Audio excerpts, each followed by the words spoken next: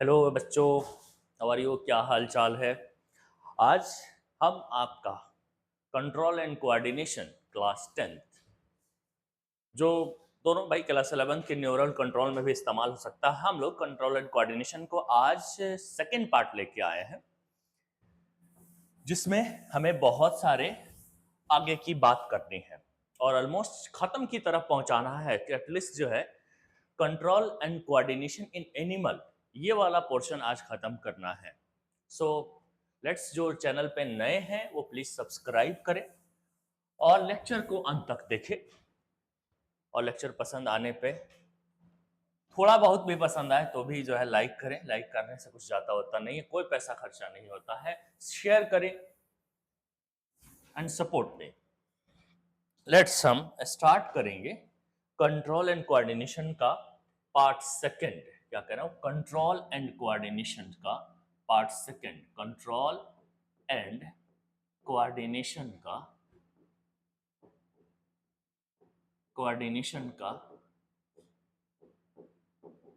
Part second है अपना। One short ही है, लेकिन इसमें पार्ट सेकंड पार्ट फर्स्ट क्यों लिख रहा हूं मैं? वन शॉर्ट ही है, पर एक शॉर्ट में नहीं हो पाया कुछ टाइम के इशू की वजह से, इसलिए हमें से पार्ट सेकंड भी करना है हमें। अब पार्ट सेकंड शुरू करने से पहले मैं आपसे बताऊं कि पार्ट फर्स्ट में हम लोगों ने लास्टली क्या डिस्कस किया था। अगर पार्ट फर्स्ट में देखोगे इस चैप्टर का पहला लेक्चर कंट्रोल एंड कोऑर्डिनेशन का, तो उसमें हम लोगों ने नर्वस सिस्टम को समझ लिया था। नर्वस सिस्टम की एवोल्यूशनरी हिस्ट्री को भी हम समझा था। नर्वस सिस्टम को समझा था, उसकी एवोल्यूशनरी हिस्ट्री को भी समझा था, कैसे एवोल्यूट होकर आया इस दुनिया में। फिर नर्वस सिस्टम के अंदर दो चीजें होती है, एक central nervous system, peripheral nervous system. Central nervous system में ब्रेन और स्पाइनल कोड आता है। पेरिफेरल नर्वस सिस्टम को आगे जाके हमने और बातें कही थी कि इसमें दो पार्ट्स आता है, SNS somatic neural system, ANS. ANS में पैरासिम्पैथेटिक, इसमें पैरासिम्पैथेटिक है एंड सिंपैथेटिक है। ये सारी बातें भी कही थी। बाकी टाइप्स ऑफ न्यूरॉन के पर बात किया था हम लोगों ने, motor neuron and sensory neuron and afferent या इफरेंट न्यूरॉन, ये सब बातें कही हुई थी। क्रेनियल नर्व्स क्या चीज होता है, स्पाइनल नर्व्स क्या चीज होता है, ये सारी बातें हो गई थी। और लास्टली हम लोगों ने एक न्यूरॉन का स्ट्रक्चर बनाया था। वहां से अब हम स्टार्ट करते हैं इस लेक्चर को। न्यूरॉन का एक स्ट्रक्चर बनाया था, सारी कहानी वहीं से शुरू हुई थी। हम न्यूरॉन का स्ट्रक्चर क्यों बनाए थे? क्योंकि हम लोग देखना चाहते थे कि नर्व इम्पल्स कैसे जनरेट होता है, एक्शन पोटेंशियल कैसे जनरेट होता है, कैसे कंडक्ट होता है और कैसे ट्रांसमिट होता है। तो यहाँ पे हमें यही बात करनी है। तो हमारा हेडिंग पड़ेगा यहाँ पे, हेडिंग होगा देखो, nerve impulse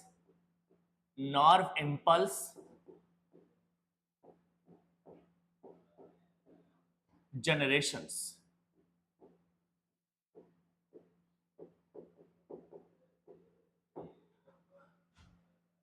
nerve impulse generation, साथ में ही हम लोग एक ही साथ कंडक्शन के बारे में भी बात करेंगे। कंडक्शन दूसरा, तीसरा एंड ट्रांसमिशन, ये सब कुछ देखना है हमको एक साथ।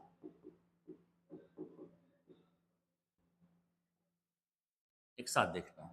लेट्स हम स्टार्ट करते हैं। सबसे पहले हमें क्या होगा, हमें स्ट्रक्चर बनाना होगा इसका।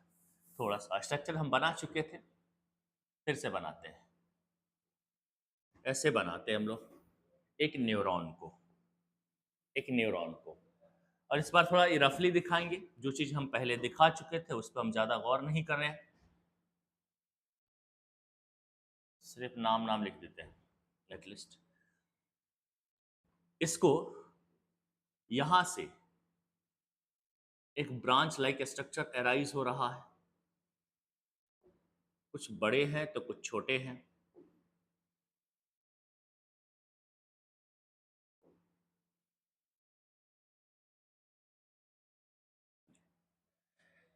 इसको हमने इस न्यूरॉन के ये वाला हिस्सा जो ब्रेन ऑफ न्यूरॉन भी कहलाता है, उसका नाम साइटोन है।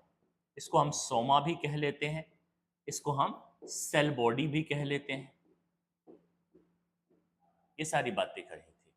इससे एराइज दो चीजें हुई है। एक तो ये branch like structure that is called dendrites, जो ब्रांच होता है, और एक अनब्रांच स्ट्रक्चर जिसका नाम है यहां पे ये एक्सॉन। ये एक्सॉन है, ब्रांच लाइक है।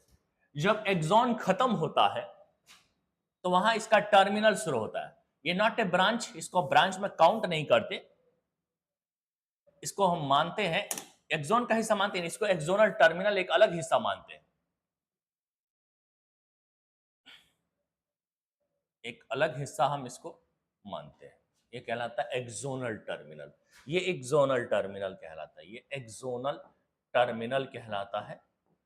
एक्सॉन के बाद एक्सोनल टर्मिनल है, और axonal terminal terminate as a बॉब like structure that is called the synaptic knob. ये साइनेप्टिक नोब जो है एक बॉब लाइक स्ट्रक्चर है, साइनेप्टिक नोब है, और जो कैसा है, बॉब लाइक स्ट्रक्चर है, बॉब लाइक स्ट्रक्चर है, उसको हम बोल रहे हैं, उसको हम बोल रहे हैं साइनेप्टिक नोब।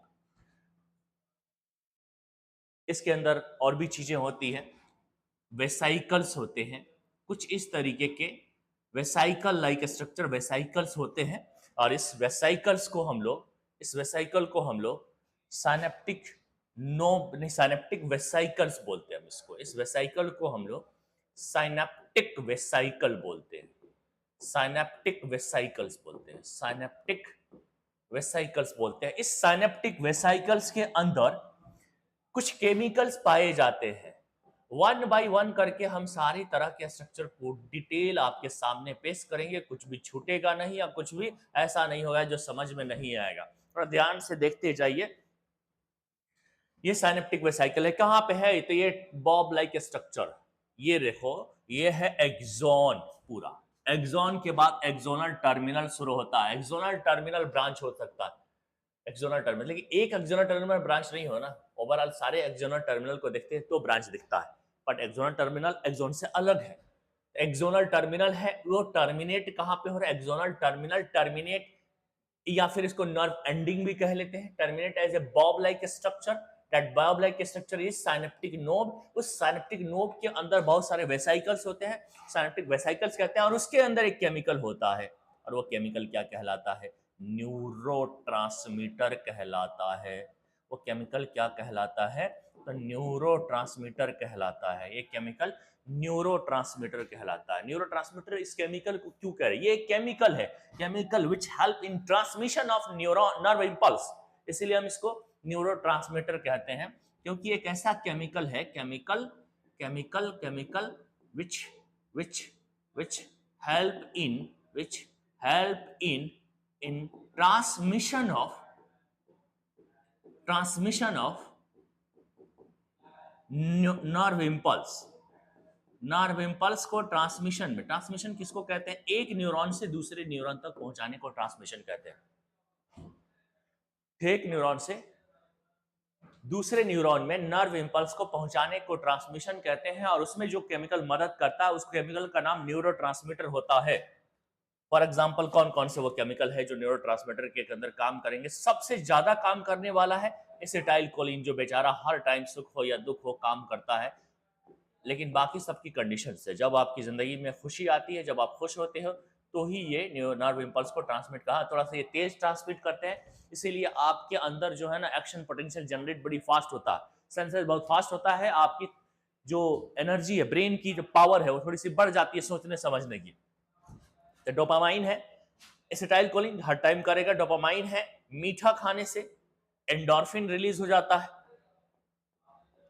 एंडोर्फिन रिलीज हो जाता है, और एंडोर्फिन भी बहुत तेजी से नर्व इंपल्स को ट्रांसमिट करता है, आपके अंदर सोचने समझने की ताकत और बढ़ जाती है, दोनों की कंडीशन से। एक और है एड्रेनलिन, एड्रेनलिन भी हो सकता है, जब आपके पीछे कुछ पड़ जाए, कुत्ता सांप कुछ भी, और उस वक्त दिमाग काम नहीं करता है, तब एड्रेनलिन रिलीज होता है। एड्रेनल लिख दिया हूं, आई एम सॉरी सर, जगह नहीं है यहाँ पे इसीलिए गलती हुई। एड्रेनलिन, एड्रेनलिन, एड्रीनालिन, नॉलिन, ये एक हार्मोन है जो जोश जगाता है।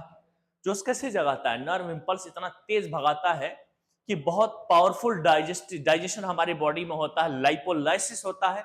वो लिपिड जो पहले स्टोर थे वो सब टूटते हैं और सब एक एनर्जी रिलीज करते हैं। बहुत ज्यादा एनर्जी होती है बॉडी में, इसीलिए बहुत ज्यादा वाले काम कर पाते हैं, बहुत एक्टिव काम हम लोग कर पाते हैं। बेसिकली ऐसा है कि जनरली जिस मसले में हमारा दिमाग बिल्कुल काम नहीं कर रहा होता है थोड़ी देर के लिए, फिर पता चलता है कि यार हाँ इसका ये आइडिया है। एड्रेनलिन हार्मोन ऐसे वक्त में वो रिलीज होता है और एक मुश्किल हालात में मुश्किल काम किया करता है। पीछे कुत्ता पड़ गया है, भागना है, उतनी एनर्जी नहीं है। वैसे भागा हम रोज नहीं किया करते थे, लेकिन जिस दिन कुत्ता पीछे पड़ गया है उस दिन तो हम दीवारे पे दीवारे कूद जाते हैं। वो एक्स्ट्रा एनर्जी कहां से ला जाते हैं? क्योंकि एड्रेनलिन रिलीज होता है, इंपल्स इस रेट से और इस जगह पे पहुंचाता है कि डाइजेशन पावर बढ़ जाती है, फौरन का फौरन डाइजेशन होता है, फौरन का फौरन एनर्जी रिलीज हो जाती है। ये सारी चीजें पढ़ना है। Acetyl choline, dopamine, endorphin, adrenaline. दुख के टाइम पे कॉर्टिसोल रिलीज हो जाता है और कॉर्टिसोल भी एक तरीके का ये नर्व इंपल्स ट्रांसमिट करने का काम करेगा, न्यूरोट्रांसमीटर होगा। ओके सर, उधर की बात को अभी हम खत्म करते हैं और आते हैं हम यहाँ की बात कर लेते हैं। यहाँ की बात हम पहले कर चुके थे, इसलिए हमने शुरुआत उधर से किया था। देखो इसके बिल्कुल बीच में यहाँ पे क्या है, सेंट्रल न्यूक्लियस है और इसके अंदर यहाँ पे एक फ्लूइड सब्सटेंस पाए जाते हैं। यहाँ पे एक फ्लूइड सब्सटेंस है। इस फ्लूइड सब्सटेंस को हम लोग क्या बोले थे? न्यूरोप्लाज्म बोले थे हम। इस फ्लूइड सब्सटेंस को हमने न्यूरोप्लाज्म बोला हुआ था। न्यूरोप्लाज्म हो गया।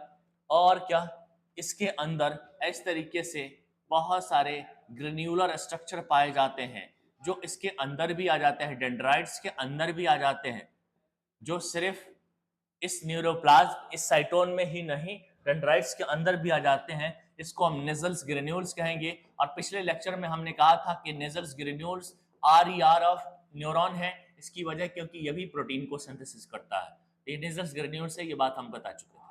नेजल्स ग्रेन्यूल कहाँ कहाँ पाया जाता है? तो डेंड्राइट्स में और साइटोन में पाया जाता है नेजल्स ग्रेन्यूल्स।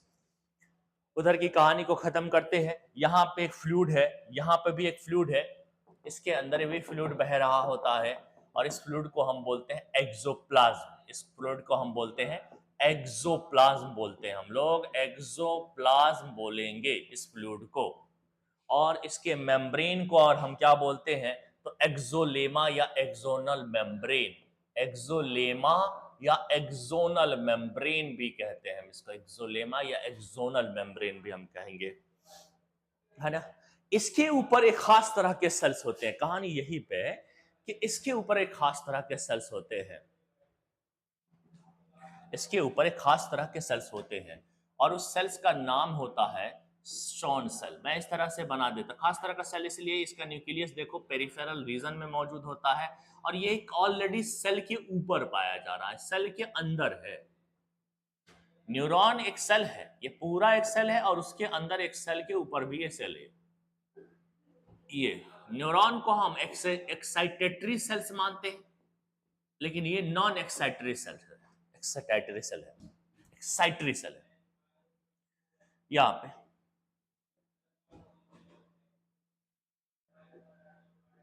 इसमें कोई एक्साइटमेंट नहीं होती, एक्साइटेशन नहीं होती। पता नहीं जबान लड़खड़ा रहा है, बिना चाय पिए यही हाल होती है। ये न्यूक्लियस है और इस न्यूक्लियस को हम बोलेंगे पेरिफेरल न्यूक्लियस। अब ऐसा सेल जो खुद एक सेल में होता है, पेरिफेरल न्यूक्लियस कौन है? सेल क्यों कह रहा हूं मैं? पेरिफेरल न्यूक्लियस एक ऐसा सेल जो दूसरे सेल के अंदर है। ब्रेन के अंदर यानी नर्वस सिस्टम के अंदर दो तरह के सेल्स होते हैं। एक जो एक्साइटेशन की प्रॉपर्टी रखता है, उसको मैं न्यूरॉन ले लेता हूं, और एक है जो एक्साइटेशन की प्रॉपर्टी नहीं रखता है। उसी में से आता है ये सेल जिसका नाम है शॉन सेल। एक और होता है ओलिगोडेंड्रोसाइट्स, एक होता है एस्ट्रोसाइट्स, एक होता है माइक्रोग्लायल सेल्स ऐसा कुछ होता है। माइक्रोग्लायल सेल्स, बहुत सारे सेल्स होते हैं जो नर्वस सिस्टम के अंदर नॉन एक्साइटेटरी होते हैं, और ये एक्साइटेटरी न्यूरॉन होता है। न्यूरो एक्साइटेटरी एक्साइटेशन, या फिर कह दो कि इस तरह का प्रॉपर्टी जो होता है, एक जगह से दूसरी जगह पे इम्पल्स को बनाना और पहुंचाने वाली काम वो सिर्फ और सिर्फ न्यूरॉन कर सकता है। इसीलिए एक्साइटेटरी की प्रॉपर्टी हम इसी के अंदर मानते हैं। इसमें एक्साइटमेंट की प्रॉपर्टी है, इसके अंदर जो है एक और है कंडक्शन की प्रॉपर्टी है। तो इसके अंदर एक तो एक्साइटेशन और एक कंट्रैक्टिबिलिटी, ये दो प्रॉपर्टी होती है जो बाकियों में नहीं होती है। इसीलिए हम इसको हाईली स्पेशलाइज्ड सेल भी कहते हैं। पीछे वाले लेक्चर में अगर जाके देखोगे तो तुम्हें पता चलेगा कि न्यूरॉन को हम लोगों ने हाईली स्पेशलाइज्ड सेल कहा है, क्योंकि इसमें एक्साइटेशन की प्रॉपर्टी है। इंपल्स को जनरेट कर सकता है, इंपल्स को कंडक्ट कर सकता है, इंपल्स को रिसीव कर सकता है, इंपल्स को ट्रांसमिट कर सकता है, वगैरह वगैरह बहुत सारी बातें करें।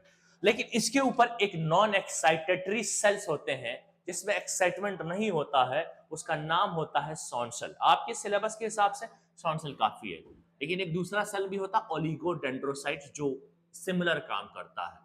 इसका नाम वैसे मैं रख रहा हूं शॉन सेल, और ये शॉन सेल का काम होता है माइलिन शीथ बनाना। दूसरा ओलिगोडेंड्रोसाइट होता है, वो भी माइलिन शीथ बनाता है। इसका काम होता है अंदर, ये जो शीथ बनाया है मैंने, इसका नाम रख रहा हूं माइलिन शीथ। इसका नाम रख रहा हूं मैं माइलिन शीथ। ये इसका काम होता है माइलिन शीथ को बनाना, माइलिन शीथ को बनाना। ये माइलिन शीथ बना रहा है, ये माइलिन शीथ बना रहा, ये माइलिन शीथ बना रहा। यानी एक्सॉन पे एक खास तरह का सेल होता है, नाम होता है इसका शॉन सेल, और ये क्या बना रहा है? माइलिन शीथ बना रहा है, माइलिन शीथ बना रहा, माइलिन शीथ बना रहा है, माइलिन शीथ।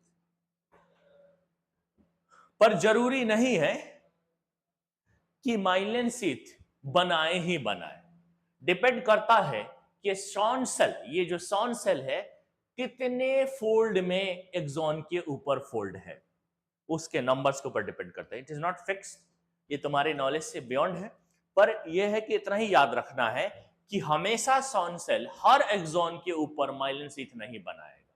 इसका नाम माइलिन शीथ कह रहा हूं, माइलिन शीथ बनाया है। यहां पे ये न्यूरॉन जो तुम कहोगे, आप माइलिनेटेड न्यूरॉन कहोगे, क्योंकि इसके एक्सॉन के ऊपर क्या है? माइलिन शीथ बने हुए हैं। तो इस माइलिन शीथ है या नहीं है एक्सॉन पे, या फिर शॉन सेल माइलिन शीथ बनाया है कि नहीं बनाया? पहली बात, शॉन सेल तो होगा, माइलिन शीथ बने या ना बने शॉन सेल होगा। तो शॉन सेल माइलिन शीथ को बनाएगा कि नहीं बनाएगा, यानी माइलिन शीथ एक्सॉन पे होगा या नहीं होगा, इस हिसाब से भी न्यूरॉन के दो टाइप्स है। इस हिसाब से भी न्यूरॉन के दो टाइप्स है। यहां पे बात करते हैं, पहले थोड़ा सा आगे बढ़ते हैं। इस हिसाब से भी मैं कह रहा हूं कि न्यूरॉन के दो टाइप्स होते हैं। इस हिसाब से भी मैं कहूं कि न्यूरॉन के दो टाइप्स होते हैं। तो यहाँ पे भी टू टाइप्स होते हैं न्यूरॉन के, टू टाइप्स ऑफ न्यूरॉन। और ये न्यूरॉन के जो दो टाइप्स है वो किस आधार पे मैंने बोला है इसको, किस आधार पे बोल रहा हूँ? तो माइलिन शीथ के बेसिस पे। बेसिस में क्या ले रहा हूँ? Myelin sheath, myelin sheath, myelin sheath, myelin sheath. कौन कौन सा आएगा फिर इस बेसिस पे, इस आधार पे? सबसे पहला आएगा अपना माइलिनेटेड न्यूरॉन, माइलिनेटेड न्यूरॉन आएगा सबसे पहले हमारा, ये आएगा माइलिनेटेड न्यूरॉन।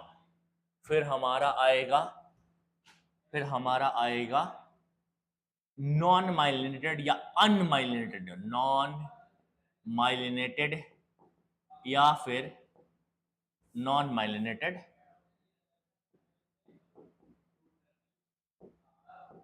न्यूरॉन। क्या मतलब होता है? एक ऐसा न्यूरॉन जिसके एक्सॉन, खाली एक्सॉन बना लेते हैं, जिसके एक्सॉन पे शॉन सेल मौजूद है। इस तरह से हम शॉन सेल भी बना लेते हैं, कुछ शॉन सेल भी बना लेते हैं, जिस पेरिफेरली न्यूक्लियस वाला सेल है जो एक्सॉन के ऊपर पाया जाता है। इसको न्यूक्लियस चाहो तो बनाते रहो, चाहे चाहो तो मत बनाओ, बस पेरिफेरली न्यूक्लियस है। यहाँ पे ये जो निकला हुआ है ओवार सा रेज सा, उसी में न्यूक्लियस होता है। यहाँ पे भी देख लो, यहाँ पे भी क्या है, एक्सॉन है, एक्सॉन है और सॉन्सेल होगा, सॉन्सेल होगा। एक्सॉन है तो सॉन्सेल होगा।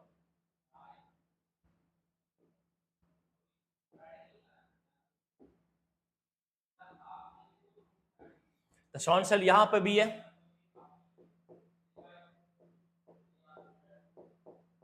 एंड सॉन्सेल यहां पे भी है।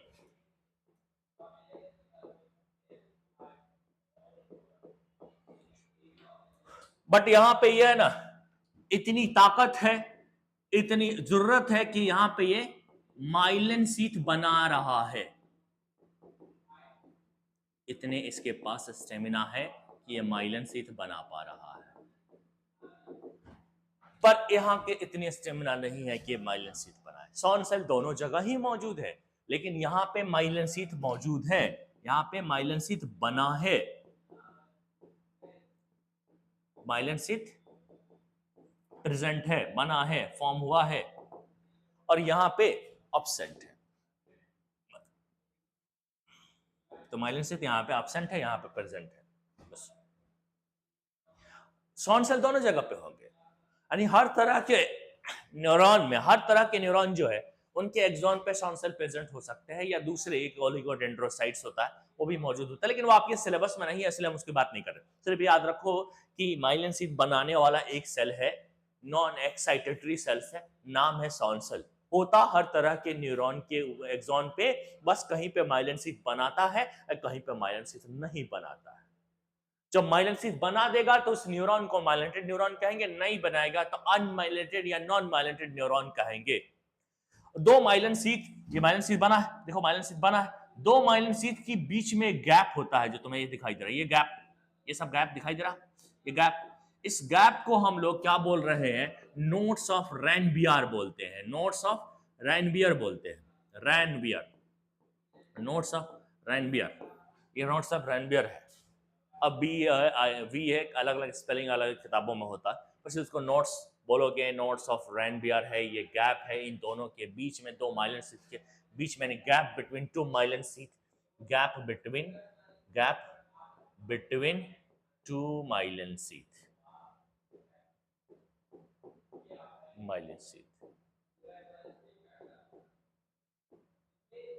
तो हमारे माइलिनेटेड नॉन माइलिनेटेड न्यूरॉन समझ में आ गया होगा। माइलिनेटेड न्यूरॉन हो या अनमाइलिनेटेड न्यूरॉन हो, दोनों के एक्सॉन पे सॉन सेल होता है, लेकिन माइलिनेटेड न्यूरॉन पे सॉन सेल माइलिन शीथ बनाएगा, और अनमाइलिनेटेड न्यूरॉन के एक्सॉन पे जो सॉन सेल होगा वो माइलिन शीथ नहीं बनाएगा, माइलिन शीथ नहीं बनाएगा, माइलिन शीथ नहीं बनाएगा। जहां माइलिन शीथ बनेगा वहीं पे नोट्स ऑफ रैनबियर होंगे। तो यहाँ तो ना माइलिन शीथ है ना नोट्स ऑफ रैनबियर है, अगर नोट्स ऑफ रैनबियर भी यहाँ पूछा जाए तो वो भी एब्सेंट है।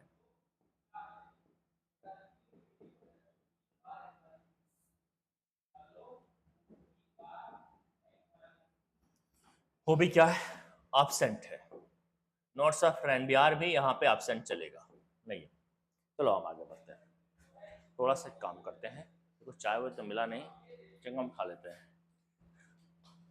क्या है, आज हमारे अतार भाई नहीं आए, और पूरे रास्ते में एक भी, जब मैं आया तो एक भी चाय की दुकान नहीं खुली थी।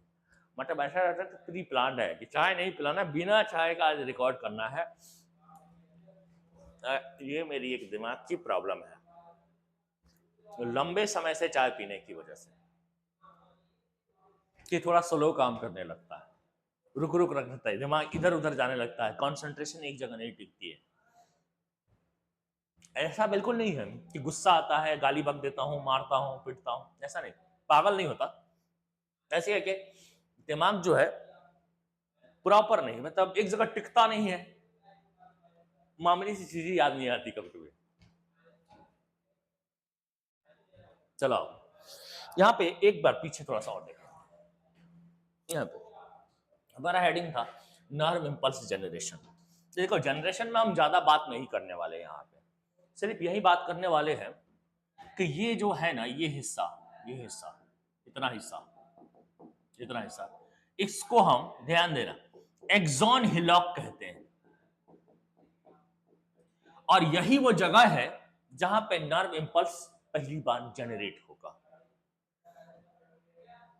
आपको ये स्टिमुलस है, किसी रिसेप्टर पे आकर टच किया, ये मेरा रिसेप्टर है, ये स्टिमुलस है, मैंने टच किया, इस टच से मेरा रिसेप्टर से कोई पहला न्यूरॉन तो टच में आया होगा, एक साथ सारे न्यूरॉन टच में नहीं आए होंगे, लेकिन जैसे इस स्टिमुलस से मैंने इसको रिसेप्टर से टच करवाया, यहां पे जो पहला न्यूरॉन इसके कांटेक्ट में आया होगा, उसके एक्सॉन हिलॉक में, इसके एक्सॉन हिलॉक में नर्व इंपल्स जनरेट होता है। इसीलिए हम इसको शब्द नहीं, site of nerve impulse generations, nerve impulse generations. एक में हो गया,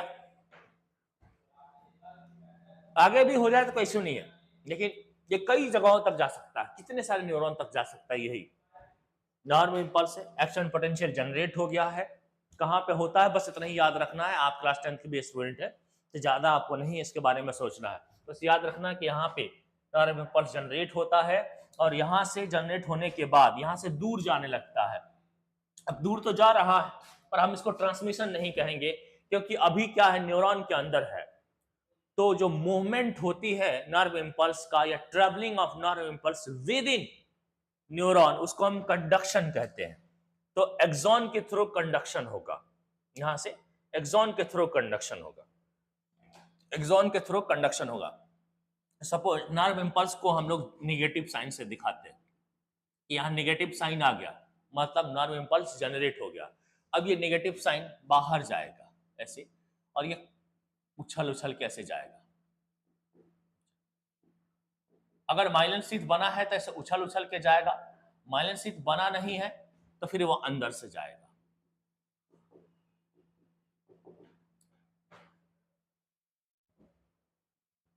एक्सॉन के थ्रू इंपल्स का मूवमेंट है, जो ट्रेवलिंग है, उसको कंडक्शन बोलते हैं। तो बात समझ रहा, आगे बढ़ते हैं हम लोग। यहां पे कि जनरेट कहां पे हो रहा है, जनरेट हो रहा है कहां पे, जनरेट कहां पे हो रहा है, एक्सॉन हिलॉक में, एक्सॉन हिलॉक में, एक्सॉन हिलॉक को। अब कंडक्शन कैसे होता है, कंडक्शन कहते किसको है, कंडक्शन कहते किसको है, इंपल्स मूव विद इन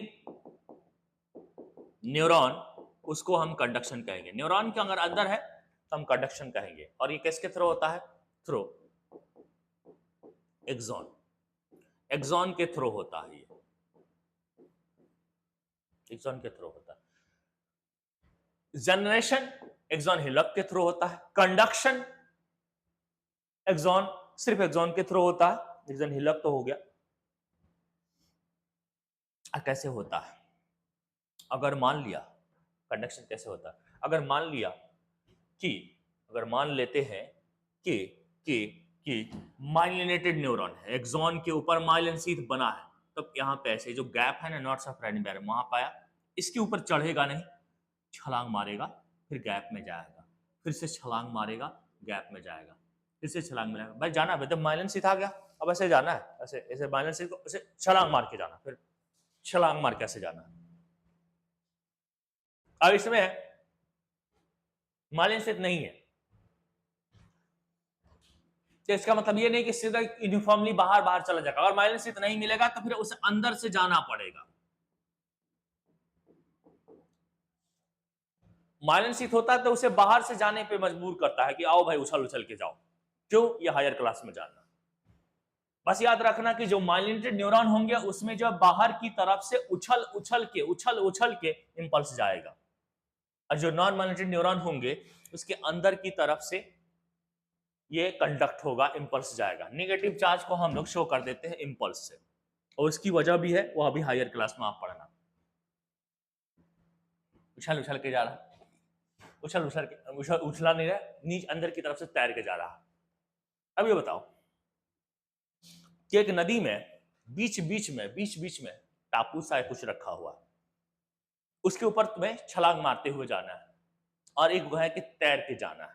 एक है कि तैर कैसे जाना है, तैर के जा रहे हो, और एक है कि उछल उछल के जा रहे हो बीच बीच में कुछ नदी में रखा हुआ। तुम्हें कैसे लगे, किस हालत में जल्दी पहुंच जाओगे, कौन से कंडीशन में जल्दी पहुंच जाओगे, उछल उछल वाले में या तैर वाले में? उछल उछल के जाएंगे जल्दी जाएंगे। यानी यहाँ पे उछल उछल के जा रहा, यहाँ पे कंडक्शन फास्ट होगा, फास्ट कंडक्शन होगा, फास्ट कंडक्शन होगा, और यहाँ पे तैर के जाना है तो यहाँ पे कंडक्शन स्लो होगा, स्लो कंडक्शन होता है। यानी अनमाइलेटेड न्यूरॉन में जो इंपल्स दौड़ेगा वो तेज नहीं दौड़ेगा।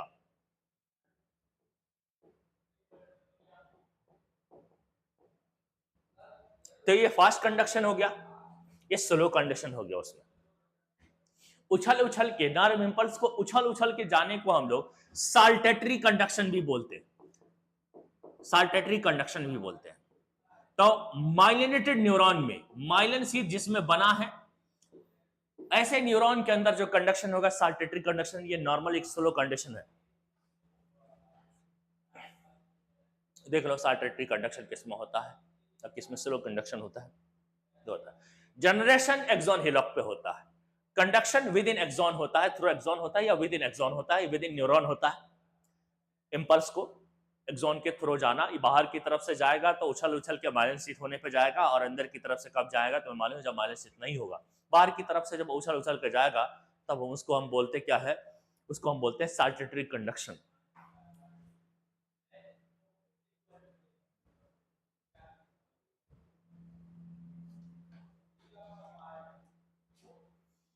अब पढ़ेंगे हम ट्रांसमिशन। इंपल्स पहुंच गया है, बिल्कुल पूरा एक्सॉन खत्म कर चुका है, यानी इंपल्स पहुंचा है कहां पे, यहां पे।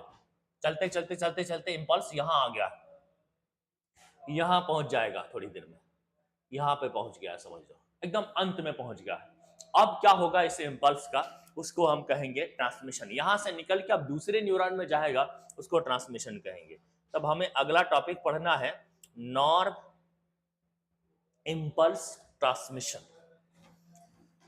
सिंपली मैं एक लाइन में लिखूं, एक लाइन में बोलूं तो क्या बोलूंगा, इंपल्स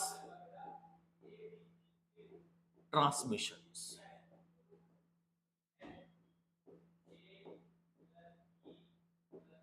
इंपल्स ट्रांसमिशन किसको कहते हैं, transmission of impulse, transmission of impulse, transmission of impulse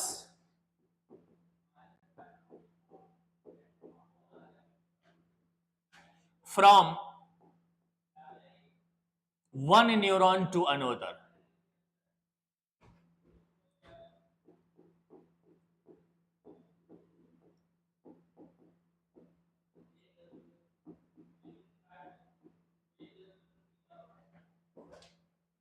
One neuron to another, एक न्यूरॉन से दूसरे न्यूरॉन की तरफ।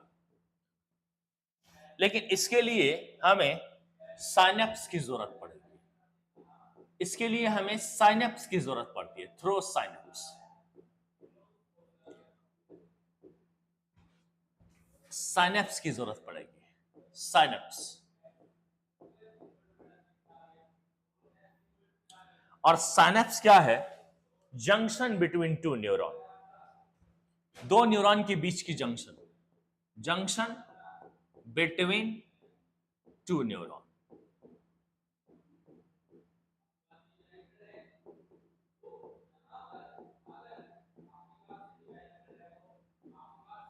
दो न्यूरॉन फर्क बनाते हैं। देखो मेरे पास एक न्यूरॉन ये है सपोज, देखो मेरे पास एक न्यूरॉन ये है,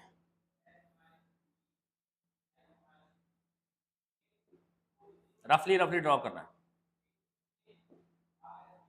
एक न्यूरॉन ये है, इसको मैं फर्स्ट न्यूरॉन मानता हूं, N1 कह लेता हूं, फर्स्ट न्यूरॉन है। इसके एक्सोनल टर्मिनल पे पहुंचो, ये है साइनेप्टिक नोड्स, ये बने हैं साइनेप्टिक नोड्स। अब यहीं से एक दूसरा न्यूरॉन शुरू हो जाता है, यहीं से एक दूसरा न्यूरॉन शुरू हो जाएगा।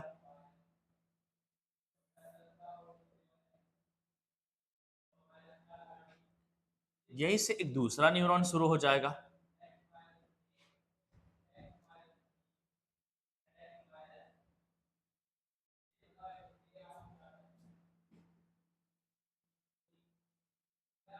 ये उसके डेंड्राइट्स वगैरह है। इसको मैं N2 कह रहा हूं। ये N1 है, ये N2 है। N1 का साइनेप्टिक नोब और N2 का डेंड्राइट्स मिलके एक जंक्शन बना रहे हैं। ये एक जंक्शन बना रहे हैं और इस जंक्शन को हम साइनेप्स बोलते हैं। ये एक जंक्शन बना रहे हैं, ये जंक्शन बना रहे हैं और इस जंक्शन को हम साइनेप्स बोलते हैं।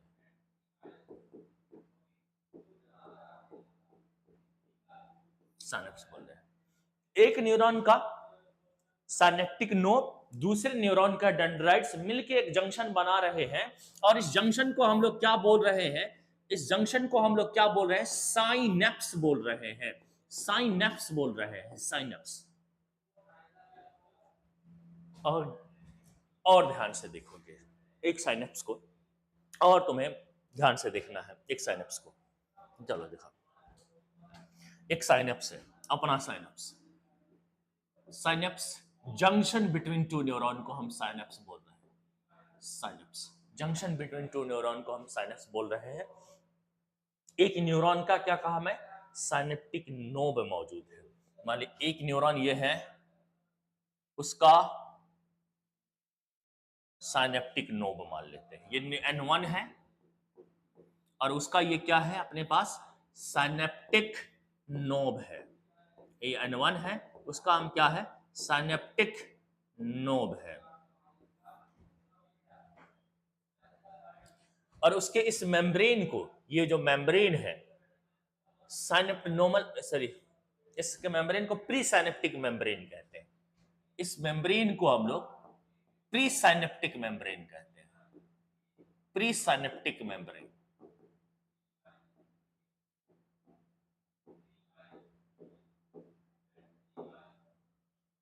इसके अंदर वेसाइकल होते हैं, ये तुमको मालूम है। साइनेप्टिक वेसाइकल होते हैं, लिख देता हूं लेकिन जरूरत नहीं थी। साइनेप्टिक वेसाइकल होते हैं।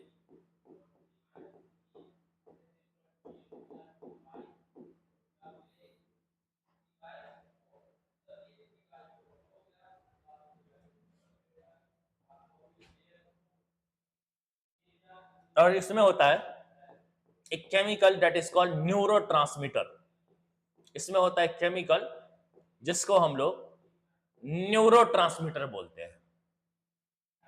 न्यूरोट्रांसमीटर बोलते हैं। और रुकिए, तुम्हें मालूम है न्यूरोट्रांसमीटर बेसिकली, फॉर एग्जांपल यहाँ पे हम एसिटाइल कोलिन खाली ले लेते हैं, एसिटाइल कोलिन ले रहे हैं, एसिटाइल कोलिन। इतनी बात है। इसके अंदर और भी कुछ चीजें होती है। इस प्री साइनेप्टिक मेम्ब्रेन के ऊपर ऐसे कैल्शियम के चैनल लगे हुए होते हैं, ये कैल्शियम Ca2+ चैनल्स। बाहर से कैल्शियम अंदर की तरफ आता है इसमें जरूरत पड़ने पे। और आओ दूसरे, ये N1 था, एक दूसरा न्यूरॉन था। दूसरा न्यूरॉन का क्या था? डेंड्राइट्स। और डेंड्राइट्स को हम थोड़े इस तरीके से दिखा देते हैं। दूसरे न्यूरॉन का था डेंड्राइट्स। तो पूरा डेंड्राइट्स नहीं बनाते हैं, वो हिस्सा जो डेंड्राइट्स की तरफ है उतना ही खाली बनाते हैं पूरा, इतना। ये डेंड्राइट्स है, ये N2 का है और ये डेंड्राइट्स है N2 का। और इसके मेम्ब्रेन को, इसके इस मेम्ब्रेन को हम लोग पोस्ट साइनेप्टिक मेम्ब्रेन कहेंगे। पोस्ट साइनेप्टिक मेम्ब्रेन बोलते हैं। पोस्ट साइनेप्टिक मेम्ब्रेन बोलोगे। Pre synaptic membrane and post synaptic membrane. Post synaptic membrane के ऊपर ऐसे कुछ रिसेप्टर्स लगे हुए होते हैं।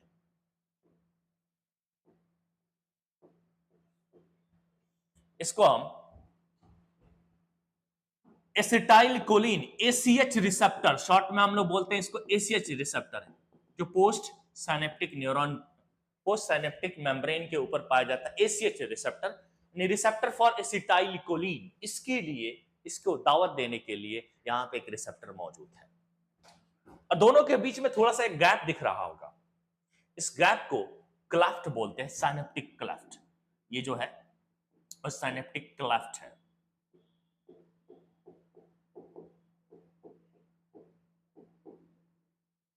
कोई पूछेगा कि साइनेप्स कैसे बना है, साइनेप्स कैसे बना है, तो कहोगे साइनेप्स या साइनेप्स फॉर्म्ड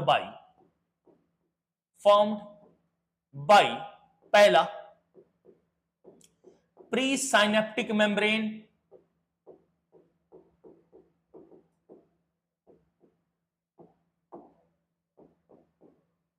साइनेप्टिक क्लेफ्ट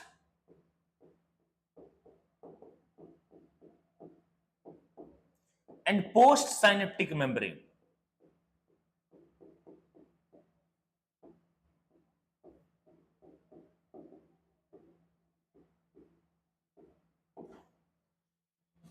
तीन चीज आ गई, ये तीन चीजों को मेजरली हम काउंट करेंगे। अब मैंने इसका क्या कहा है, किस लिए है ये, नॉर्म इंपल्स को ट्रांसमिट करने के लिए। कैसे ट्रांसमिट होता है, जब इंपल्स यहां तक आ जाएगा, यहां तक पहुंच जाएगा, तब ये चैनल जो है ना, कैल्शियम चैनल खुल जाएंगे और बाहर से कैल्शियम अंदर की तरफ आ जाएंगे। वो कैल्शियम क्या करेगा, वो कैल्शियम जो अंदर आएंगे, सब बहुत सारे आएंगे, मैं तो एक बना रहा हूं, वो इस साइनेप्टिक वेसाइकल्स को धक्का देंगे, जिसकी वजह से साइनेप्टिक वेसाइकल ऐसे फ्यूज हो जाएगा इस मेम्ब्रेन, प्री साइनेप्टिक मेम्ब्रेन के साथ फ्यूज हो जाएगा, और यहाँ के जो न्यूरोट्रांसमीटर है वो इस क्लेफ्ट, साइनेप्टिक क्लेफ्ट में बिखर जाएंगे, आके गिरेंगे। फिर इसका भाई, इसको दावत देकर कौन बुला रहा है, पोस्ट साइनेप्टिक मेम्ब्रेन के ऊपर एसिटाइल कोलिन रिसेप्टर है, वो इसको बुला लेगा। क्यों बुला रहा है, क्यों बाइंड कर रहा है इसके साथ, क्योंकि जब ये न्यूरोट्रांसमीटर वहां से आके गिरेगा तो अपने साथ इंपल्स भी लेके आया होगा, अब वो इंपल्स इसको दे देगा। जैसे इंपल्स इसको मिल जाता है, इस न्यूरोट्रांसमीटर को वो फेंक देता है, तो ओल्ड हो गया है, यूजलेस हो गया है। बेसिकली उसको इसीलिए चिपकाया था कि उसे फायदे थे, उसके पास इंपल्स था, अब इंपल्स यहां से उठ के इस वाले न्यूरॉन में आ गया और फिर इसके अब एक्सॉन में आके कंडक्ट होगा और फिर इसके साइनेप्टिक वेसाइकल वगैरह से होते हुए फिर ये सीधा जाके ट्रांसमिट होगा, ये सिलसिला चलता रहेगा। तो ट्रांसमिशन साइनेप्स के थ्रू होते हैं। साइनेप्स में क्या क्या चीजें होती है, साइनेप्स में कैसे होते हैं, थोड़ा बहुत बस अब हमको आइडिया दे दिया, ऑलमोस्ट आपके इंफॉर्मेशन यहाँ के रिलेटेड कंप्लीट है, कोई सवाल नहीं छूटेगा आपके।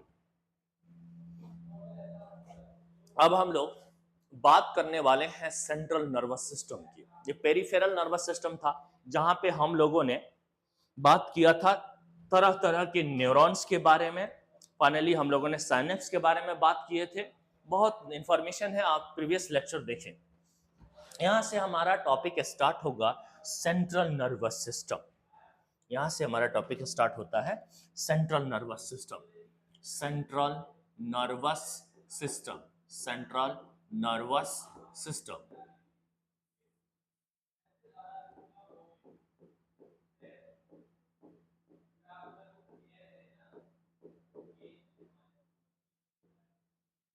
सेंट्रल नर्वस सिस्टम, ये जो सेंट्रल नर्वस सिस्टम, इसके अंदर दो चीजें ही रखी जाएगी, दो चीजों की डिस्कस करना है, एक है ब्रेन और दूसरा है स्पाइनल कोड।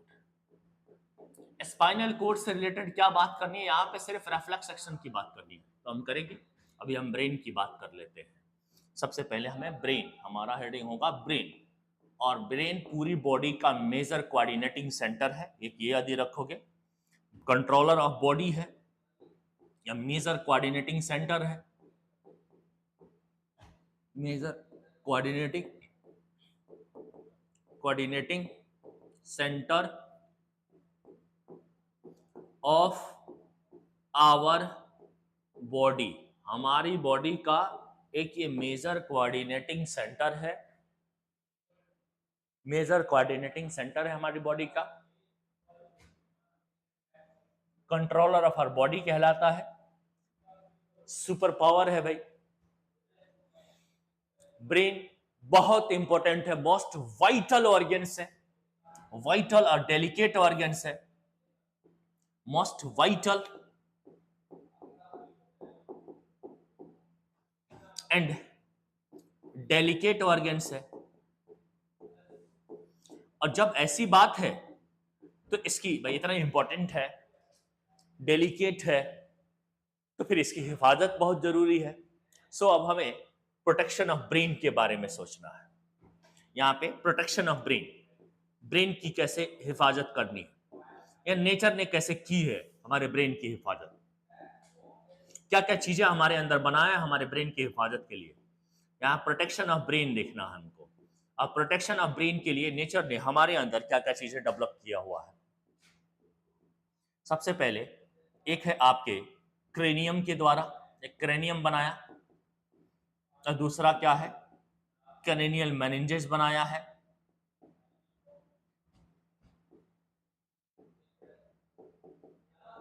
और तीसरा क्या बनाया है, तो CSF सेरिब्रो स्पाइनल फ्लूइड बनाया है। ये तीनों चीज ब्रेन की सही से हिफाजत करती है। तीनों के बारे में बात करनी है। सबसे पहले हम क्रेनियम की बात करते हैं। क्रेनियम, जिसको हम बोनी बॉक्स भी कहते हैं, इसको हम लोग बोनी बॉक्स भी कहते हैं।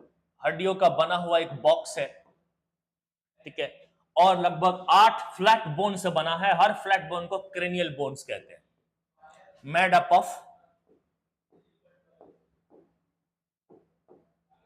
8 फ्लैट बोन, और उस फ्लैट बोन को हम लोग क्रेनियल बोन कहते हैं। हम लोग क्रेनियल बोन्स कहते हैं, क्रेनियल बोन कहते हैं। उस बोन को हम, उस फ्लैट बोन को क्रेनियल बोन कहते हैं। टोटल कितने, 8 होते हैं। इसको हम बोनी बॉक्स कहते हैं जब ये बॉक्स बनाते हैं। काफी मजबूत बॉक्स होता है। कभी देखे ना एक्सीडेंट है, लड़ाई में सर पे रॉड पड़ जाती है, अगर वैसा रॉड अगर जिस्म की दूसरे हिस्से में पड़ती है तो हड्डी एकदम 2 पीस में अलग अलग हो जाती है, लेकिन सर पे पड़ती है तो अलग अलग नहीं होता। अब ट्रक गुजार दो तो बात अलग है, लेकिन जनरली नहीं होता है, थोड़ा सा क्रैक आता है। इतनी मजबूत है कि इतना जोरदार मारने के बाद थोड़ा सा क्रैक आता है, लेकिन वो थोड़ा सा क्रैक ही तुम्हारी जान तो ले लेती है। लेकिन मैं कह रहा हूं कि एकदम चकनाचूर नहीं होता, बड़ा मजबूत हड्डी होता है। ये क्रेनियल बोन है। एक क्रेनियल, 8 क्रेनियल बोन है ना, तो एक क्रेनियल बोन को दूसरे क्रेनियल बोन से ज्वाइन करना पड़ेगा, उसके लिए ज्वाइंट की जरूरत होती है। तो यहाँ पे जो ज्वाइंट है ना, वो ज्वाइंट फाइब्रस ज्वाइंट है। यहाँ पे जो ज्वाइंट काम कर रहा है वो फाइब्रस ज्वाइंट काम कर रहा है। फाइब्रस ज्वाइंट भी एक स्ट्रॉन्ग ज्वाइंट है, एक ऐसा ज्वाइंट जिसमें कोई भी ढीलापन नहीं होता है, कोई मोमेंट नहीं होता है। Do not move, allow moment. Immovable joint है, इमूवेबल ज्वाइंट है।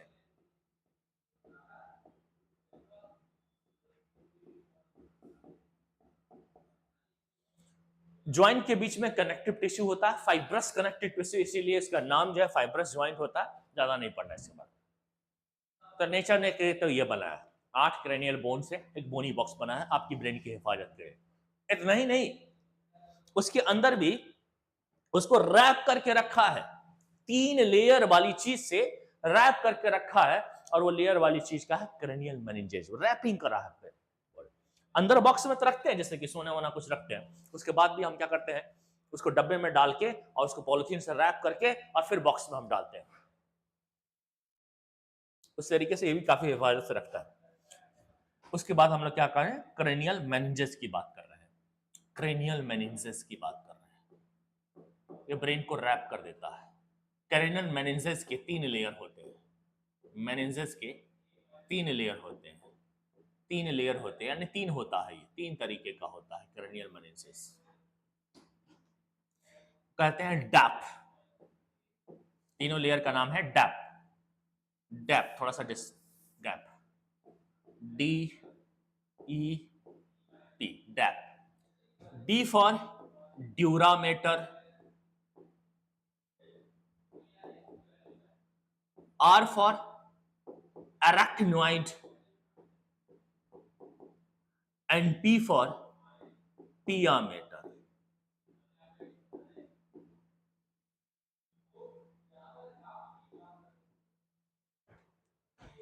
मैं ऐसे सपोज एक ब्रेन का थोड़ा सा हिस्सा ये बना रहे हैं, फोल्डेड वाला हिस्सा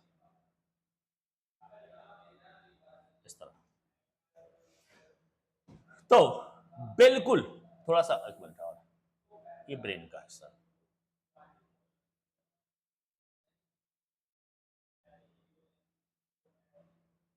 इसको मैं ब्रेन कह रहा हूं। इसको रैप कैसे रखा हुआ, तो एक एक एक लेयर है जो बिल्कुल जैसे जैसे इसके फोल्ड है वैसे वैसे फोल्ड भी उसका गया हुआ है, यानी बिल्कुल इसके साथ चिपक कर रखता है, चिपक कर रखता है, एकदम क्लोजली कांटेक्ट में रहेगा ये। इसका नाम पिया मेटर है, इसका नाम पिया मेटर है, पिया मेटर। बिल्कुल क्लोज कांटेक्ट विथ ब्रेन होता है, क्लोज कांटेक्ट ऑफ ब्रेन होता है। थोड़ा सा और गैप करके एक दूसरा लेयर होता है,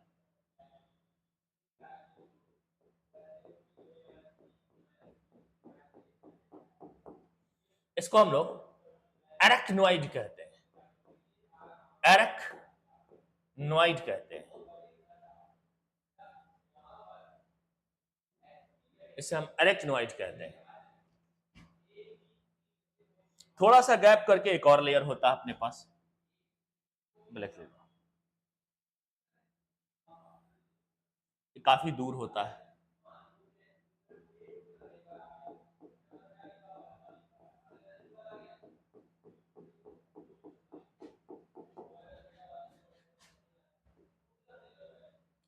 इसको मैं हम ड्यूरामेटर कहते हैं। इसके ऊपर स्कल होता है, इसके ऊपर ऐसे स्कल होता है, स्कल के बोन्स होते हैं, उसके ऊपर स्किन्स होते हैं, ये स्किन बना देते हैं, इसके ऊपर स्किन होते हैं और उसके ऊपर हेयर होता है, बाल होते हैं।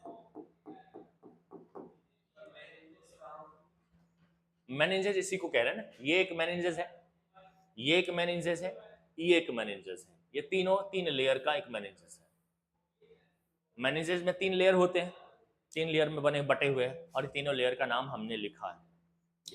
पिया मेटर सबसे अंदर वाला लेयर है, क्रेनियल मेनिंजेस है, यानी अंदर वाला मेनिंजेस है जो बिल्कुल क्लोजली कांटेक्ट में होता है, इसकी बात कर रहे हैं, पिया मेटर इसकी बात कर रहे हैं, बिल्कुल क्लोज होता है, close contact with brain, brain के बिल्कुल क्लोज कांटेक्ट में होता है,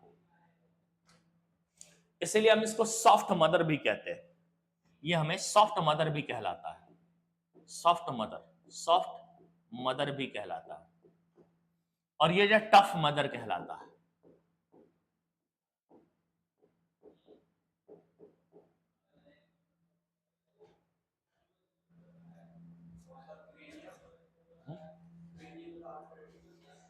वो बाहर बॉक्स है, ये तो बाहर बाहर तो है, तो बॉक्स के अंदर, बॉक्स के अंदर ब्रेन को इस तरीके से कवर करके रखा हुआ है।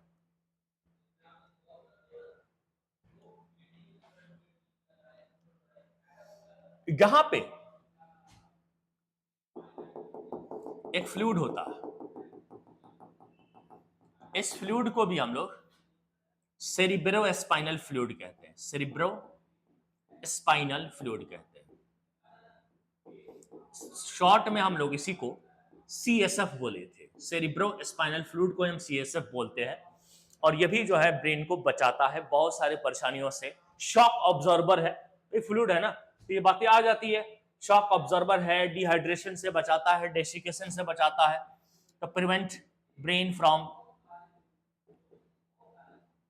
Injury, mechanical injury, mechanical injury से बचाता है, बहुत सारी तरह के इन्फेक्शन से बचाता है, मैकेनिकल इंजरी से बचा रहा है, आपका डेसिकेशन डिहाइड्रेशन से बचा रहा है, एंड शॉक से बचा रहा था, शॉक ऑब्जॉर्बर है, एंड शॉक्स। जैसे कि हम हार्ट में, लंग्स में फ्लूइड के बारे में जो कहते हैं, वही चीज यहां पे भी है, वही चीज यहां पे भी है, वही सब काम करता है। तीन चीजें हैं अपने पास जो इस ब्रेन की महफूज रखने में काम आते हैं, ब्रेन की हिफाजत करने में काम आता है। क्रेनियल जो एक बोनी बॉक्स था, उसके अंदर ये 3 लेयर से रैप्ड है, और उसमें भी सेरिब्रम स्पाइनल फ्लूइड है जो अपने अपने हिसाब से वो भी अपना रक्षा करता है, सुरक्षा प्रदान करता है। तो हम लोगों ने यहाँ पे ब्रेन की प्रोटेक्शन की बात की। अब हमें ब्रेन के क्लासिफिकेशन एंड ब्रेन के पार्ट्स के बारे में बात करनी होगी। Parts of brain, parts of brain.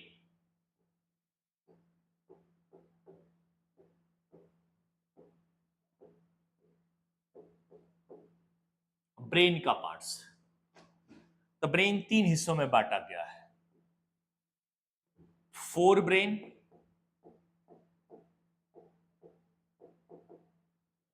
Hind brain,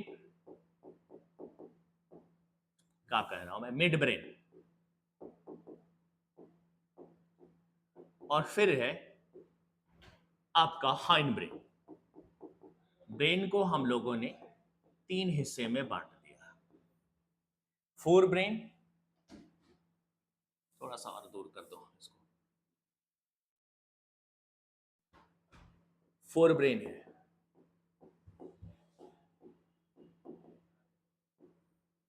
इसको हम लोग ना प्रोजेन सेफलॉन भी कहते हैं, प्रोजेन सेफलॉन भी बोलते हैं। मिड ब्रेन को मेजन सेफलॉन बोलते हैं।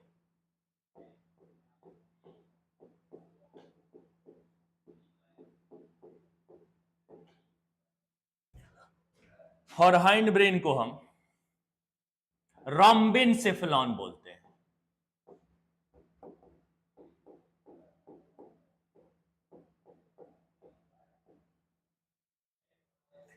देखो, prosencephalon forebrain, midbrain mesencephalon, और हाइंड ब्रेन रॉम्बिन सेफलॉन। बस यार, सिर्फ याद रखो forebrain, midbrain, hindbrain, exam में सवाल इसी नाम से आएंगे।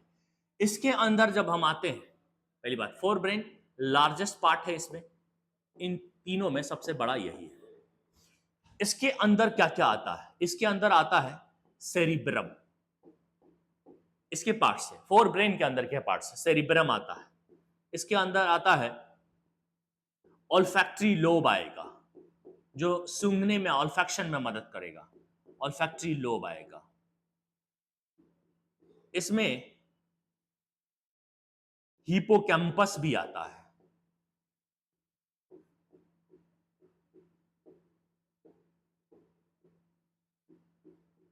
इसमें एमाइगडेला नाम के पार्ट्स भी आते हैं।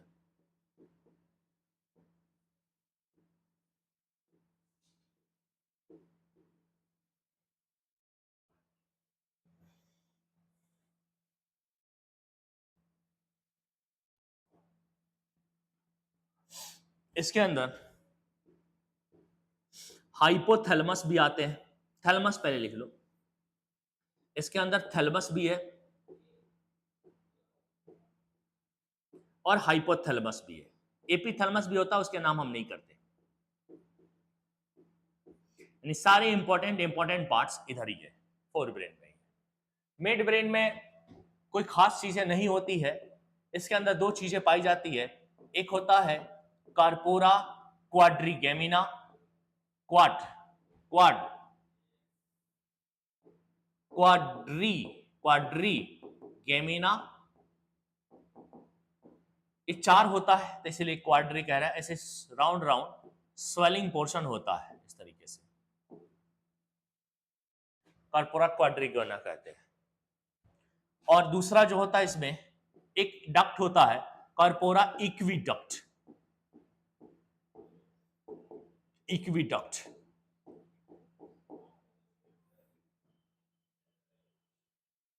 और इधर 3 इधर भी है। इधर आएगा एक पॉन्स, दूसरा सेरिबेलम, और तीसरा है आपका मेडुला ऑब्लोंगेटा।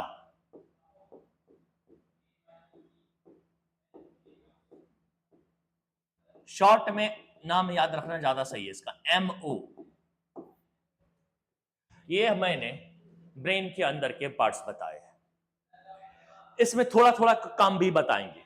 देखो डिटेल तो सेरिबेरम का करना है हमको और हाइपोथैलेमस का करना है, इसका थोड़ा सा काम। बाकी यहाँ पे सेरिबेलम और मेडुला ऑब्लांगेटा का डिटेल में बात करनी है, काम की बात करनी है उसकी। अगर मैं इसकी देखूं, ध्यान से देना, अगर मैं इसको देख रहा हूं, सीधी तरह बात कर रहा हूं मैं ऑल्फैक्टरी लोब की। यहाँ पे हम एक एक लाइन की बात है तो यहीं पे कर लेते हैं। ऑल्फैक्टरी लोब ऑल्फैक्शन का काम करेगा। ऑल्फैक्शन का मतलब कि ये स्मेल को पहुंचाता है, स्मेल के बारे में पता लगाता है। ऑल्फैक्शन मतलब स्मेल होता है।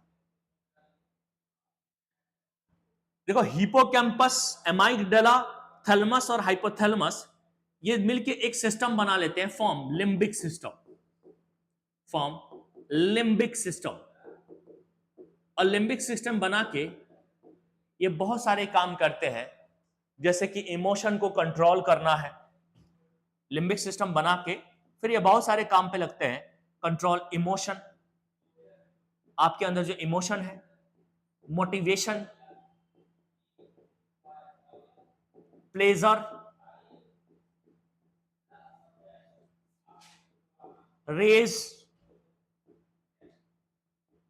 एंगर, एक्साइटमेंट, ये सब कुछ इस तरह के काम को ये लोग अंजाम देते हैं। लेकिन उन सिस्टम के अंदर, लिम्बिक सिस्टम के अंदर सबसे ज्यादा काम हाइपोथैलेमस का है। लेकिन भाई भूख को वही लगवाता है, प्यास वास वही लगवाता है, बॉडी टेम्परेचर को वही कंट्रोल करता है। थैलेमस का भी अपना कुछ काम है, उसके साथ में सब एक साथ मिलते हैं तो कुछ इस तरीके के काम करते हैं। लेकिन थैलेमस और हाइपोथैलेमस का भी अपना खुद का सिग्निफिकेंस है, तो हम कर लेंगे उसकी बात। उसके बाद थोड़ा सा आप क्या करते हैं, कर्पोरा क्वाड्रिगेमिना के, ये रिफ्लेक्स एक्शन को कंट्रोल करता है। कंट्रोल रिफ्लेक्स एक्शंस, ये है ना कंट्रोल रिफ्लेक्स एक्शन, सम रिफ्लेक्स एक्शन, सभी नहीं, कंट्रोल सम रिफ्लेक्स एक्शन। कुछ रिफ्लेक्स एक्शन को ये कंट्रोल करता है। कौन कौन से? तो भाई सच एज विजुअल रिफ्लेक्स, देखने के लिए किसी चीज को बिना सोचे समझे हम पलटते हैं और फिर गिर भी जाते हैं, तो भाई एक तरह का रिफ्लेक्स एक्शन है, तो उसको विजुअल रिफ्लेक्स कहते हैं। कोई ऐसी चीज अचानक से पीछे से लाइट आ जाती है, अचानक हम पलट के देखते हैं बिना सोचे समझे, मुंह टकरा जाता है कहीं और, तो एक तरह का रिफ्लेक्स एक्शन है। कोई पीछे से आवाज लगाया, बिना सोचे समझे पलट जाते हैं और किसी से टकरा जाते हैं, तो भी एक तरह का रिफ्लेक्स हो गया, गर्दन घुमाते हैं, तो उसको हम कहते हैं ऑडिटरी रिफ्लेक्स। ऑडिटरी रिफ्लेक्स, ये दो तरह के ऐसे रिफ्लेक्स है जो ये मिड ब्रेन का कर्पोरा क्वाड्रिगेमिना करता है, और ये बॉडी बैलेंसिंग में पार्टिसिपेट करता है। हियरिंग एंड बॉडी बैलेंसिंग में पार्टिसिपेट करता है, हियरिंग में, सुनने में, और as well as body balancing में, बॉडी पोस्चर मेंटेनिंग में, यानी बॉडी बैलेंस, बॉडी बैलेंस मैंने लिख दिया, उसमें यह मदद करता है। बाकी पॉन्स वगैरह, सेरिबेलम, मेडुला हम करते हैं, अभी रुक जाओ बात इसके बारे में। तो सबसे पहले हमने एक्चुअली में बात कर लेते हैं हम लोग सेरिबेरम की।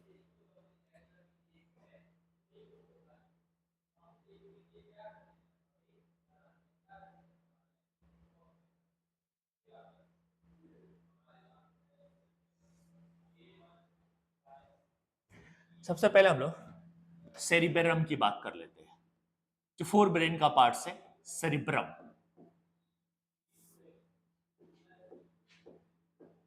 सेरिब्रम पूरे ब्रेन में सबसे बड़ा पार्ट यही है, तो हम इसको लार्जेस्ट पार्ट ऑफ ब्रेन कहते हैं,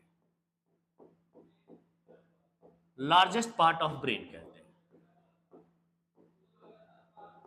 और सबसे ज्यादा काम यही करता है, सबसे ज्यादा फंक्शन यही है। लार्जेस्ट पार्ट ब्रेन है और सबसे ज्यादा काम यही है। इसके अंदर ना, इसके अंदर अगर देखोगे फ्रंट की तरफ से, अगर तुम देख रहे हो, फ्रंट व्यू देख रहे हो,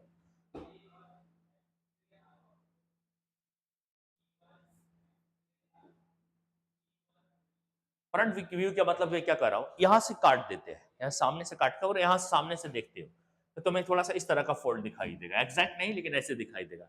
इस फोल्ड को हम, इस फोल्ड को, छोटा सा ये फोल्ड है, कन्व्यूलस कहते हैं। कन्व्यूलस या कन्विकुली बोलते हैं, कन्व्यूलस भी बोल सकते हैं।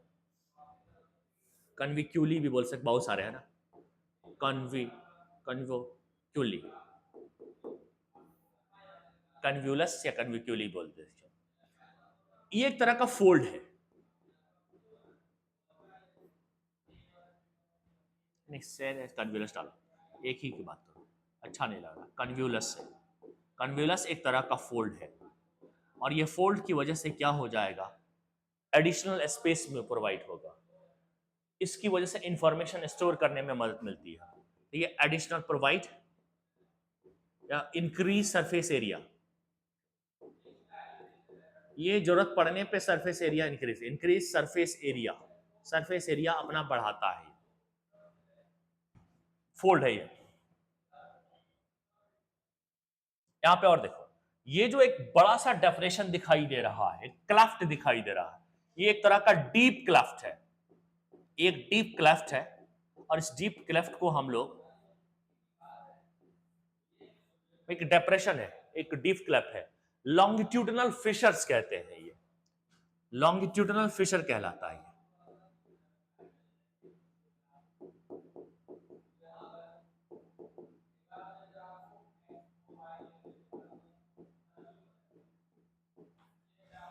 लॉन्गिट्यूडनल फिशर्स है, ये ब्रेन को यानी सेरिबेरम को दो हिस्सों में डिवाइड करता है, डिवाइड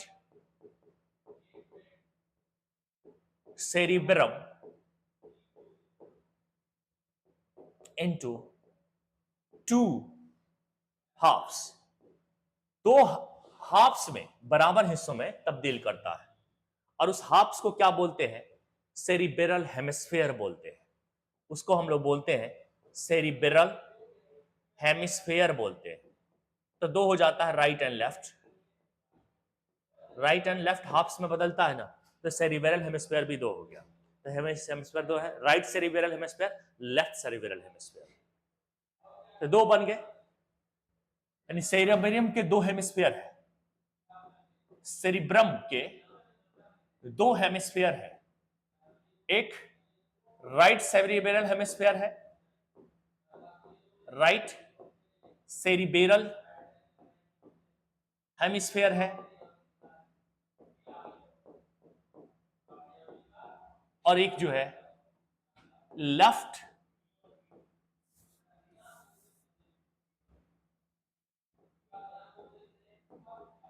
सेरिबेरल हेमिस्फीयर है।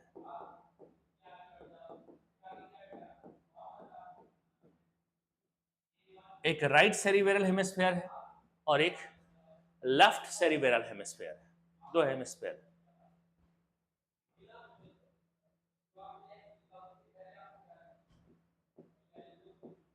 Right cerebral hemisphere control left portion of body, left portion of body. अगर ये राइट, ये सॉरी, ये राइट है, तो ये वाला हिस्सा इस वाले हिस्से को कंट्रोल करेगा, और ये वाला हिस्सा इस वाले हिस्से को कंट्रोल करेगा। तो control left portion of body, left portion of body, left part of body में कह रहा हूं, लेफ्ट पोर्शन लिख सकते थे, चलो एक सेकंड।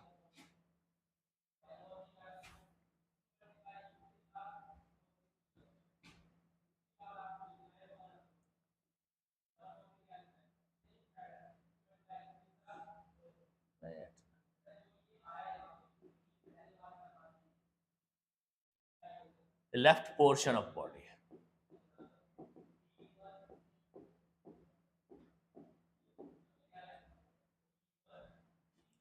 और ये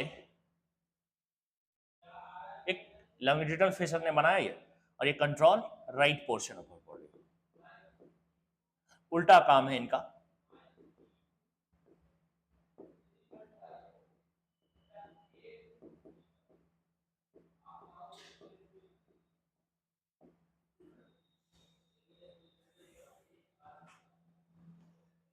तो अगर ऐसे देखा जाएगा ना, तो ऐसे अगर यहां से खोपड़ी निकाल दी जाए और देखा जाए, तो ऐसा लगेगा कि पूरा गड्ढा, ये दोनों अलग अलग है, जुड़े हुए भी नहीं है, दो सेरिबेरल हेमिस्फीयर है, दोनों अलग अलग है, जुड़े हुए नहीं है। लेकिन अगर तुम बिल्कुल नीचे से जाके तुम देखोगे, बिल्कुल नीचे, तो तुम्हें एक ट्रैक्ट ऑफ नर्व फाइबर से जुड़ा हुआ नजर आएगा। ये एक ट्रैक्ट ऑफ नर्व फाइबर है, और इसको बोलते हैं कॉर्पस कोलेजम, इसको हम कॉर्पस कोलेजम बोलते हैं। कॉर्पस कोलेजम,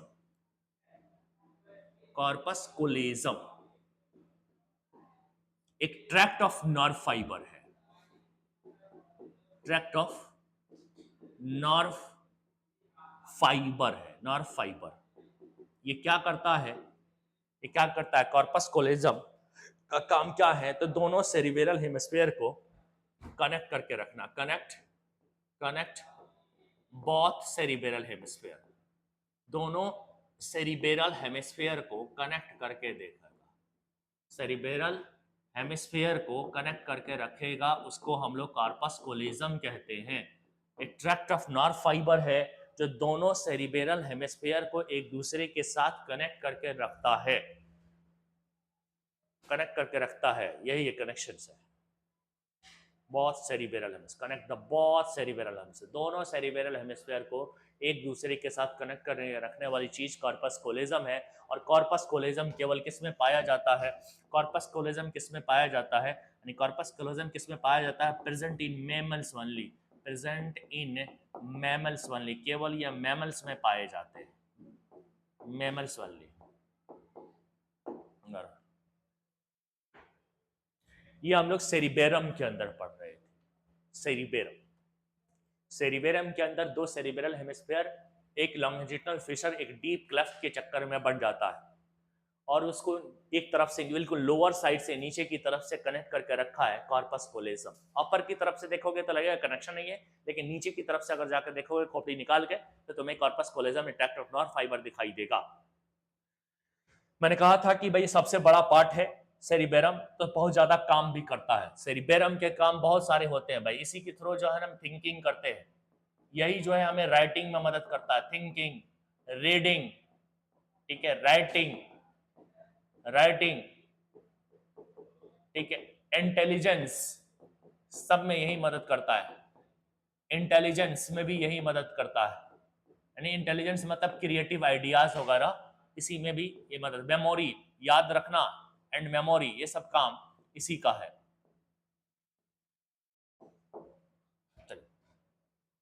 मेमोरी सब काम इसी का है। सेरिबेरम, सेरिबेरम में ज्यादा कुछ हमें करना नहीं है, सेरिबेरम सबसे बड़ा पार्ट है, सबसे ज्यादा काम करता है, थिंकिंग, रीडिंग, राइटिंग, इंटेलिजेंस यानी क्रिएटिव आइडियाज प्रोड्यूस करता है, मेमोरी वगैरह का कॉन्सेप्ट इसी के साथ है, क्या क्या चीजें होता है ये पढ़ रहे हैं।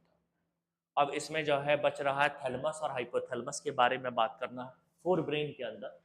सो अब हमारे पास टाइम ना होने की वजह से एक लेक्चर हमें और लेना पड़ेगा, जिसमें हम लोग जो है ब्रेन के बचे हुए पार्ट से, ज़्यादा नहीं बचे हुए, 4-5 मिनट 10 मिनट खर्च यहाँ होगा।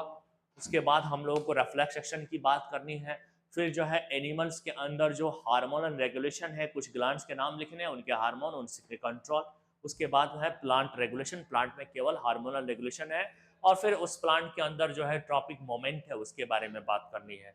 एक लेक्चर डेफिनेटली जो होगा, और नेक्स्ट लेक्चर थोड़ा बड़ा होगा, 1.5 से 2 घंटे का होगा, 2 घंटे तक का होगा, तब जाके होगा, कुछ क्वेश्चन भी बात करेंगे। सो हम संडे में मिलते हैं।